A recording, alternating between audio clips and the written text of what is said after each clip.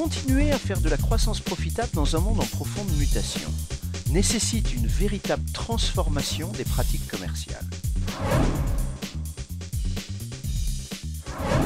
Quand on parle de transformation, c'est repenser totalement la manière dont nous travaillons. Il est extrêmement difficile pour être productif de penser et de réaliser en même temps. Quand on conçoit et qu'on réalise soi-même, c'est de l'artisanat. Et ce que l'on demande souvent à des vendeurs, c'est d'être des artisans, de concevoir leur approche commerciale et de l'exécuter. Dans un monde où les impératifs de productivité sont énormes, ça ne peut plus fonctionner. Alors, je voudrais vous parler de saut de performance. C'est pourquoi depuis de nombreuses années, on investit des centaines de milliers d'euros pour améliorer la performance des commerciaux. Amélioration peu sensible, rarement génératrice de saut de performance. Pourquoi ? Pour parler de saut de performance, le plus simple, c'est de faire une analogie avec le sport. D'après vous, quel est l'écart de performance entre ces deux champions ? Vous avez à gauche Don Lippincott, le champion du monde du 100 mètres en 1912, au JO de 1912, et vous reconnaissez Usain Bolt en 2009. D'après vous, quel est l'écart de performance entre ces deux champions ? Il y a 10% d'écart. Voilà des sportifs de très haut niveau qui s'entraînent quotidiennement pour avoir un niveau d'évolution de performance de l'ordre de 10% par siècle. En l'espace d'un siècle, ils se sont entraînés, simplement ils n'ont strictement rien changé à la manière de courir. Comme souvent les commerciaux n'ont strictement rien changé à leur manière de travailler, ils ne font que s'entraîner sur des pratiques, sur des approches qui étaient des approches performantes hier. On va changer de sport. On va changer de sport et s'intéresser maintenant au saut en hauteur. On retourne au JO de 1912 avec Georges Rhine. À droite, vous avez Javier Sotomayor en 1993. Beaucoup plus intéressant que l'évolution de la performance brute, on va regarder comment s'est faite cette évolution. Dans une période de 1900 à 1950, soit un demi-siècle, la progression a été de 12 cm et 10% par siècle. Dans les années 50, changement, première rupture. On a inventé quoi à ce moment-là ? Vous voyez, on a sauté une époque, parce qu'entre-temps, il y a eu le rouleau ventral. Et le premier saut de performance, la première rupture méthodologique a été le rouleau ventral. En très peu de temps, en une décennie, on a gagné plus de 15 cm. Le véritable saut de performance passe par une rupture profonde des méthodes. Troisième point.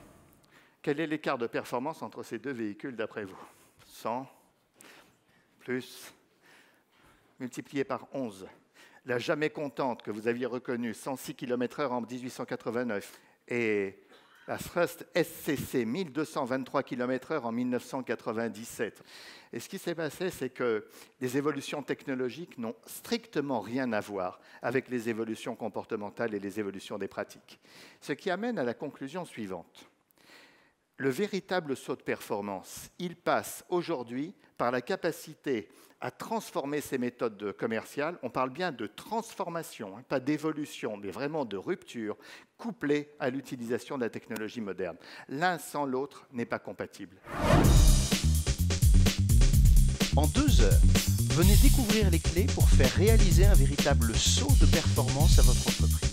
Ce que je vous propose dans un premier temps, c'est de comprendre pourquoi il y a eu cette révolution client. Que s'est-il passé dans les esprits des consommateurs qui sont devenus des acteurs et en quoi cela va-t-il impacter le comportement commercial et les démarches de vente. Dans un deuxième temps, nous réfléchirons à comment réinventer la démarche commerciale.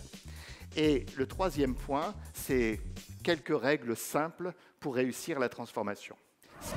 Mais l'évolution des technologies n'a pas eu uniquement un impact sur le nombre de transactions, mais a eu un impact sur l'évolution des mentalités. Et c'est ça qu'il faut intégrer avant tout. Cette évolution de comportement liée à l'illusion de la connaissance a conduit à modifier profondément les parcours d'achat. Et ça, c'est peut-être le deuxième point fondamental qu'il faut intégrer, les nouveaux parcours d'achat. Cette rupture est liée au fait que le meilleur vendeur du monde ne sert plus à rien s'il ne croise plus ou trop tard le parcours d'achat de ses clients.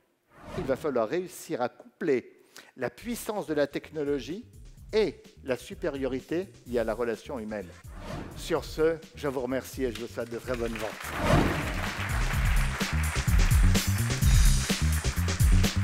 Merci beaucoup.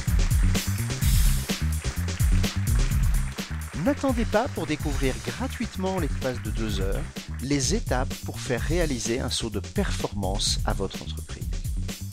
Inscrivez-vous vite à l'une de nos dates de conférence.